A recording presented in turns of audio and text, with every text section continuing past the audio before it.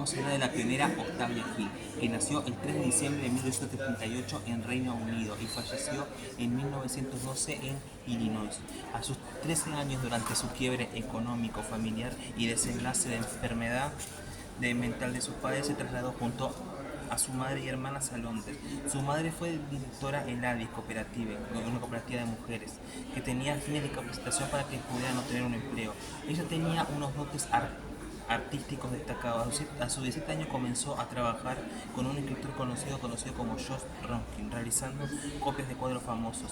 Luego se vincula con distintos académicos e investigadores de un gran reconocimiento, aunque tanto su situación familiar como la económica no le permitían estudiar de una manera formal, pero su formación autodictada y redes le permitieron adquirir conocimientos metodológicos y con ellos estudios en el área social.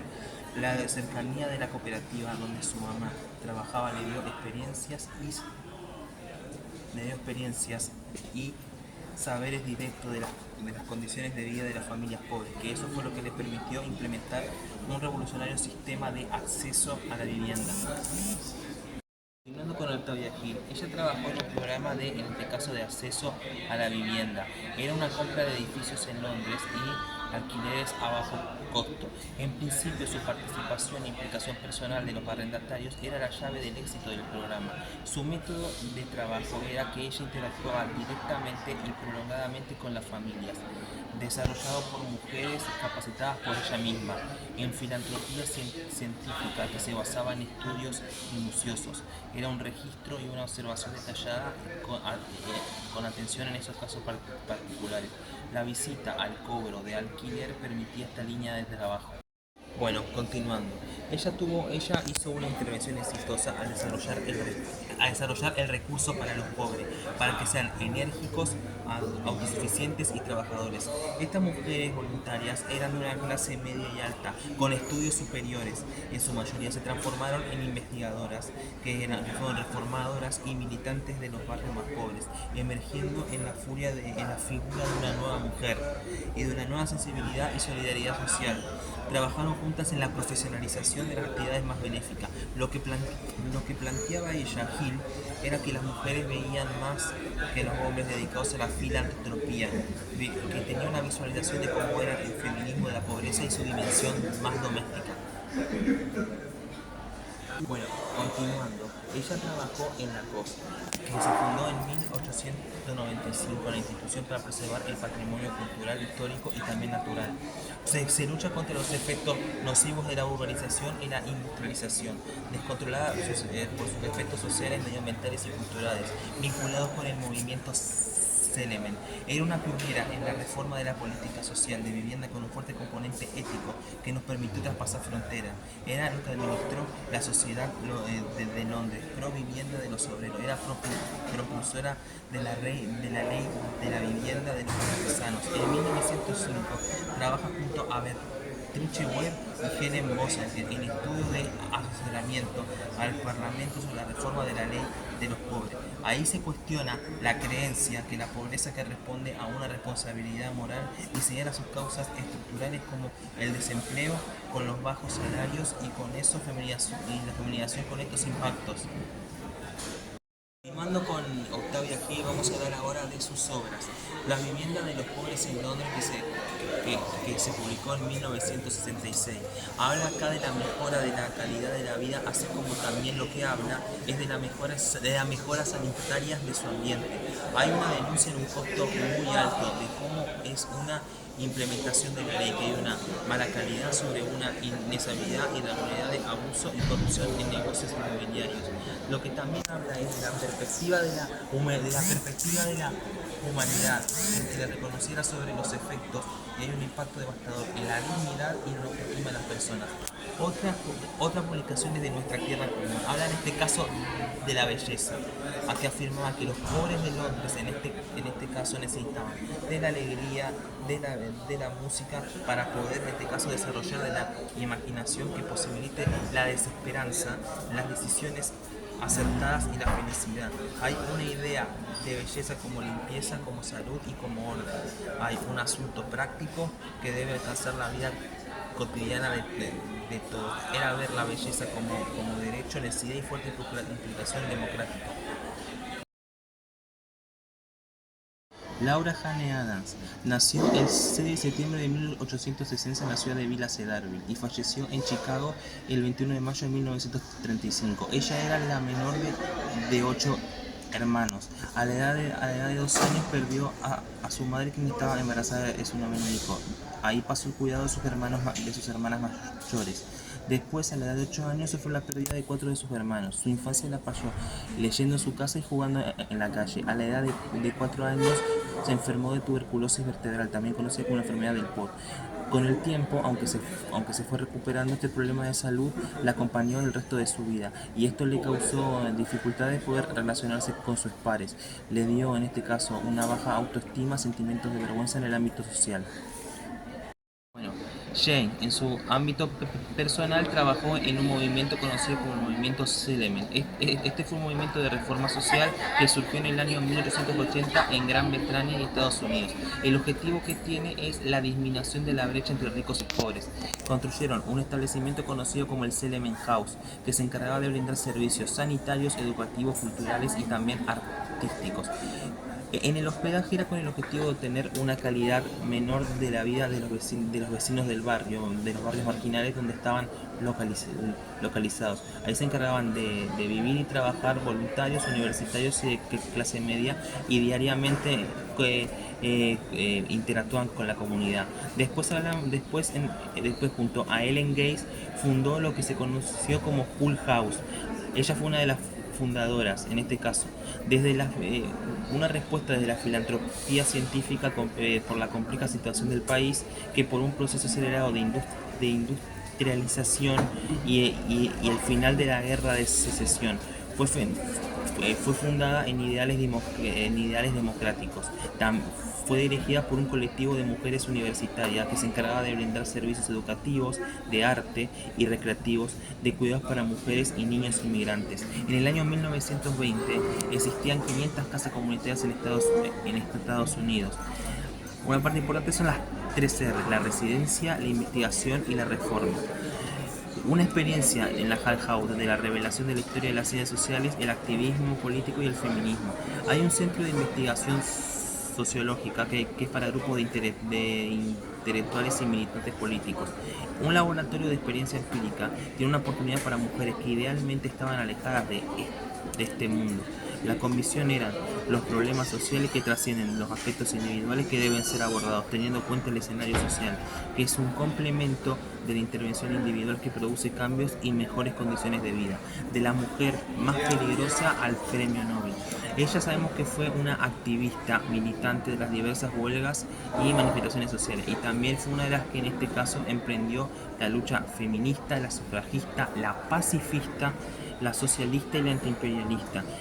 Es una integrante de distintas agrupaciones y colectivos liderando estas temáticas. Tiene un rol protagónico y muy activo y consideraban que era muy indispensable un cambio radical para la construcción de una sociedad más justa y solidaria e igualitaria. En el año 1931 ella recibió el Premio Nobel de la Paz y como ya habíamos dicho, ella falleció en Chicago el 21 de mayo de 1935 junto a Ellen Gay y Mary Rosen Smith. Bueno, en los principales aportes de la disciplina, el método de estudio de Adams habla especialmente durante su trabajo en Hull House. Se caracterizaba por una combinación de observación participante, de una investigación enfática y un enfoque en la experiencia práctica. Este enfoque lo que se basaba era en comprender las realidades de los habitantes del barrio, utilizando esta investigación como una herramienta para el cambio social y para la mejora de las condiciones de su vida. Este método de estudio además no solo se dedicaba a esta investigación, sino que directamente en la vida de la comunidad de la Hull House. Este enfoque práctico lo que le permitió fue comprender mejor los problemas sociales. Además, utilizaba la investigación empírica para poder respaldar sus teorías y acciones. Él recopilaba tanto datos como cuantitativos como los cualitativos. Además, usa otros métodos a través de entrevistas y otros recursos para poder comprender mejor la realidad social y impacto de sus intervenciones. Bueno, al hablar de las obras que Adams, en este caso, creó podemos hablar de que en 1902 la conocida como Democracia y Ética Social. En 1909 la que se conoce como el Escrito de la Juventud y más las calles de la ciudad. En 1916 llegó El largo camino de las mujeres y Nuevos ideales para la paz. En el año 1922 Pan y paz en tiempos de guerra. Obra autográfica sobre los 40 años de Hull House en la ciudad de Chicago.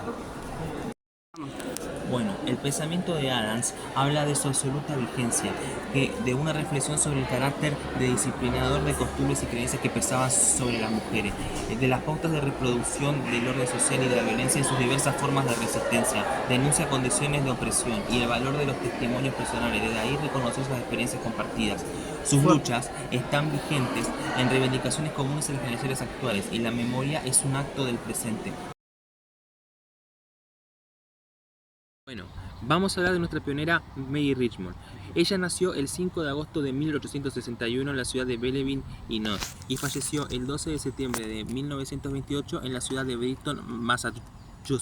Sabemos que a la edad de 27 años se postuló como asistenta a tesorera en la COS, una asociación que, si bien era joven y no contaba con los medios necesarios, ella se esforzó para poder impulsar sus ideas, que se centraban en este caso en coordinar y también optimizar todos los recursos de beneficencia de la comunidad para que se pueda combatir la pobreza y prevenir el pauperismo, el crimen, y que se eleve al nivel social.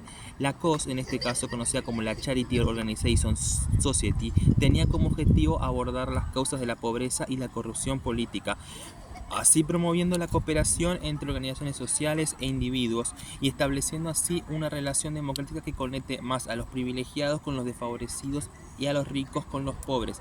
Durante el periodo de los años 1899 a 1900, ella se destacó en el ámbito del trabajo social y contribuía significativamente al descubrimiento de lo social como un campo de estudio y un campo de práctica. En ese tiempo lo que ella comenzó en este caso a desarrollar fue un enfoque más sistemático para poder abordar las necesidades de las personas y las comunidades, lo que llevó también a formular en este caso teorías que combinaban la práctica con la investigación.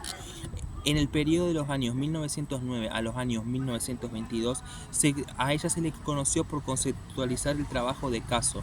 Esto es un método de intervención, en el que un trabajador social directamente trabajaba con un individuo o con una familia para poder abordar sus problemas específicos. Este enfoque se basa más en la idea de que cada caso es único. Aparte de eso, sabemos que Mary Richmond fue una activista social tanto política y también cultural. Ella tiene un rol muy importante en la profesionalización y cómo se formó el trabajo social. Ella creció en un barrio obrero en la ciudad de Baltimore. Su padre se desempeñaba en la artillería. Bueno, continuando hablando de nuestra pionera, Mary Richmond, sabemos que es una activista social, política y cultural. En su obra conocida como Social Diagnosis, o al español como Diagnóstico Social, tiene una primera investigación, una sistematización de la disciplina. Tiene un amplio despliegue metodológico, operativo, teórico y reflexivo, de una manera prolongada y sistemática. Habla de que resignificar la práctica profesional, la experiencia desarrollada, y puede analizar sus logros y dificultades, evaluar sus resultados en el impacto de la intervención y que se produzcan nuevos saberes. Hay una articulación de la teoría y experiencia con referencia de ejemplos concretos. Hay un hincapié en la formación profesional que tiene, en este caso, una fuerte crítica con las debilidades de la profesión incipiente y con colegas que ejercen la profesión sin ningún compromiso, de una forma más rutinaria o más improvisada. En su convicción de establecer un método común en el ejercicio disciplinar, establece también que los elementos del diagnóstico social serían la base común de todos los trabajadores sociales. Bueno, continuando hablando de las horas de trabajo de Mary Richmond, hablamos de las horas, por ejemplo, del diagnóstico social, que es un tratado sobre la metodología del trabajo social, donde Richmond se encargaba de establecer las bases para la identificación y resolución del problema de sociales individuales en la Casa del Libro. Hablando de otra de sus obras conocida como Diagnóstico Social, hablando del diagnóstico social, se le considera una de las obras más fundamentales de Mary sobre cómo fue su investigación en el trabajo social. Continuando con nuestra pionera, Mary Richmond, vamos a hablar de sus obras, como por ejemplo la del diagnóstico social, o en inglés conocida como Social Diagnosis. Fue su obra fundamental para la formación donde formula los elementos del diagnóstico social. Acá establece el cómo y el qué de lo que es el trabajo social profesional. Bueno, desde acá muchas gracias por su atención.